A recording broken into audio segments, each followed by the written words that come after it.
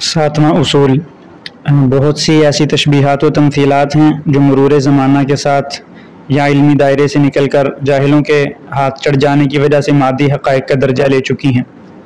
इसका नुकसान ये हुआ कि लोग उन्हें मादी हक़ाइक़ समझ कर गलती में मुब्तला हो जाते हैं।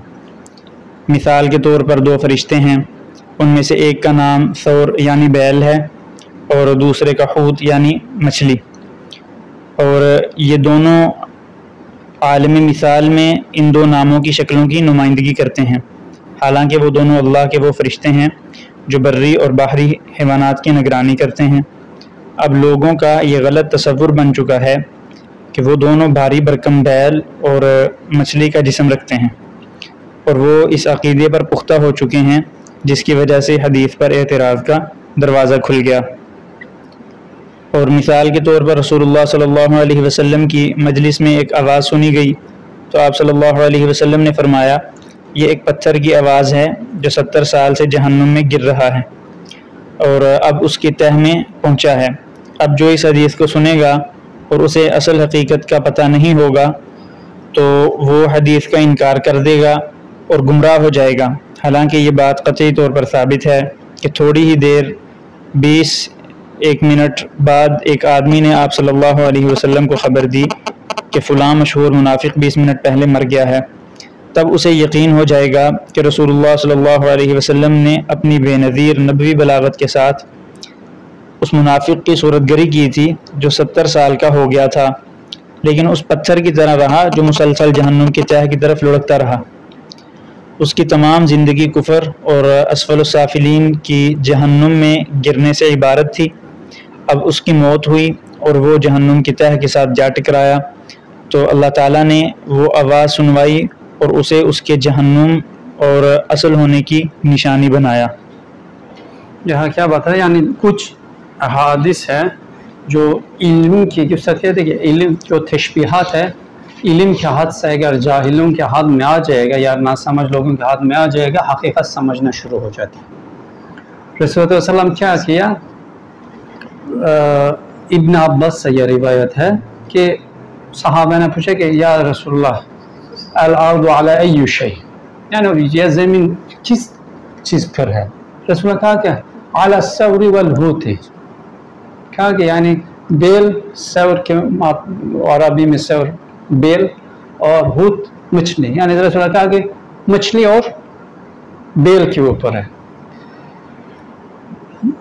यह हादिस की बात वक्त गुजरते ही लोग उसकी हकीकतन ऐसा समझना शुरू किया कि ज़मीन एक बेल के सींग पर है। अभी भी जो तस्वीरी है आलम इस्लाम में फैल गया, बाद में कुछ उलमा उसके ज़ईफ़ करार दिया। इसी तरह असल ये हादिस है, लेकिन रसूलुल्लाह की मतलब यह एक जिस्मानी बेल है, ज़मीन उसके सींग पर है या मछली, ऐसा चीज़ नहीं है।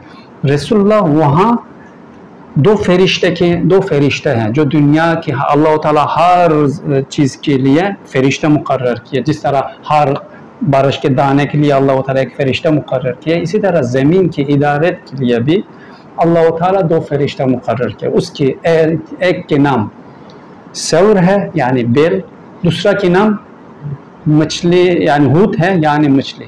जो सौर नाम वाला फरिश्ता ज़मीन के ऊपर जितना जो समंदर के अलावा मखलूक़ात है, जो जानवर है, हैवानात है, उसकी निगरानी करते हैं। और जो हूत वाला फरिश्ता समंदर के अंदर जितना हैवानात है उसकी मुमस्सिल और निगरानी करते हैं और ज़मीन की भी इदारत में ज़िम्मेदारी लेती है। इसलिए रसूलुल्लाह का पूछा ही रसूलुल्लाह उनकी यानी रसूलुल्लाह डायरेक्टली नहीं बताया कि एक दो फरिश्ता है, कि वज़ाहत नहीं कि रसूलुल्लाह डायरेक्टली बताया कि तशबीह तौर पर ज़मीन बेल और मछली के ऊपर। यह तशबीह आता ही लोगों के हकीकत में बदल दिया। लोग हकीकतन एक बेल वो हाथा ऐसा यानी सल्तनत ओस्मानी में बहुत बहस चला है। अभी भी मतलब कुछ मुसलमान इलाकों में काफिर हिस्सा मजाक उड़ा करके तुम मुसलमान कहते हैं कि ज़मीन बेल के ऊपर सिंह के ऊपर है। कहाँ है भाई, कोई भी बेल नहीं है और मछली नहीं है। लेकिन सल्तनत उस्मानी के अंदर भी लोग عقل سے سوچتی ہے معقول نہیں آ جاتی ہے. علماء کہتے ہیں کہ یہ حدیث ہے، اگر تم یہ انکار کرے گا کافر ہو جائے گا. لیکن عقل سے انسان سوچتے ہے کہ یہ بھی یعنی ایسا بھی بیل کہاں ہے اتنا بڑا دنیا کا اپنا سنگ پر اٹھا سکے. اس لیے ہندو بھی یہی سے اصل وہ اخذ کیا، وہ تشبیہ سے اخذ کیا. ٹھیک ہے، یعنی اصل رسول اللہ کو وہاں مطلب جسمانی بیل یا مچھلی نہیں، دو فرشتے کی نام یعنی سور اور ہوت ہونے کی وجہ رسول اللہ صلی اللہ علیہ وسلم ڈائریکٹلی ان کے بتائے. لیکن زمانہ طور پر گزرتے ہی عوام کی یا جو نہ سمجھ لوگوں کے ہاتھ میں آ گیا، اس کی حقیقت سمجھ شروع کر کے بتانا شروع کیا، اور اہل فن بھی اس سے اعتراض کرنا اور مذاق اڑانا شروع کیا. لیکن یہ بات اگر سمجھا جائے گا اہل فن بھی اس کا اعتراض نہیں کرے گا، اور یہ حدیث کی انکار کرنا کی بھی ضرورت نہیں رہے گا. اسی طرح اس کے سمجھانے کے لیے استاد رسول اللہ کی اور ایک حدیث کی روایت کیا، وہ پاکستان میں بھی بہت مشہور ہے.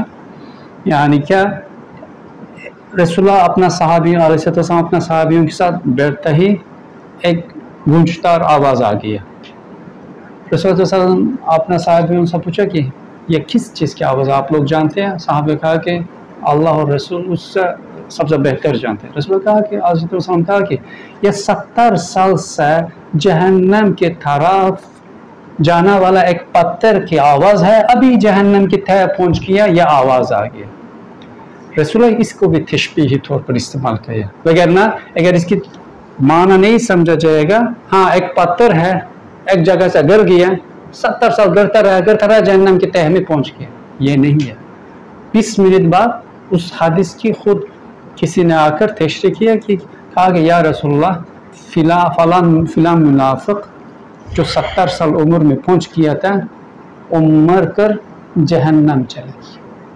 یعنی وہ آدمی 70 سال زندگی میں جہنم کی طرف لڑکتا رہا گرتا رہا، مرتا ہی اللہ تعالیٰ اس کی موت کے علامت کے طور پر صحابیوں اور رسول اللہ صلی اللہ علیہ وسلم کے سنایا.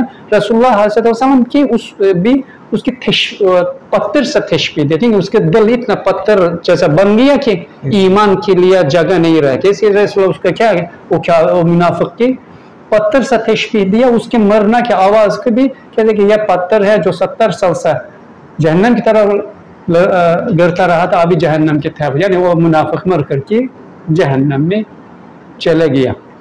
یہ حدیث کی وہ صحابہ اگر 20 منٹ بعد اگر یہ نہیں بتاتا ڈائریکٹلی یہ حدیث اگر ہم سنیں گے، ہم حقیقتاً جہنم کے ایک پتھر گرنا کی سوچیں گے اور 70 سال کی مسافت سوچیں گے. اصل یہاں بھی کیا ہے، تشبیہ. اسی طرح رسول اللہ صلی اللہ علیہ وسلم کے جو کچھ تشبیہ کے ذریعے کچھ مسائل بتایا، وہ اس طرح لوگ اگر نہیں سمجھ آتے اس کی حقیقت بالکل جو الفاظ جس طرح کیا چیز بتائے اس کی حقیقت سمجھنا شروع کرتی ہے، اس کے بعد عقل سے وہ چیز عقل کا مخالف نظر آ جاتی ہے. یعنی انسان عقل سے سوچتے یہ چیز کہاں کیسے ہو سکتا ہے، اور لوگ بھی اعتراض کرنا شروع کرتے ہیں. جو علم الہد لوگ یا سائنسدان لوگ اس مسائل پر اعتراض شروع کرتے ہیں. یعنی اسی وجہ سے بھی کچھ حدیث علماء جو حدیث کی محققین ہیں، یعنی معنی سمجھ نہیں پایا، یعنی کہ یہ اور سوچتے ہیں کہ عقل سے بھی یہ سمجھنا مشکل ہے، ممکن نہیں ہے.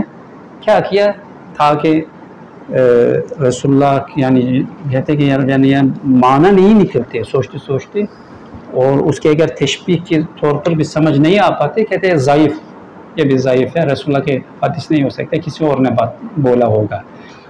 اسے کچھ یعنی حدیثوں کے ضعیف ہونا کی ایک وجہ بھی یہی ہے جو رسول اللہ صلی اللہ علیہ وسلم علمی تشبیہ استعمال کر کے بتایا، لیکن وہ تشبیہ لوگ نہیں سمجھنے کی وجہ سے وہ تشبیہ کی حقیقت سمجھ کر کے بالکل اس طرح قبول کیا.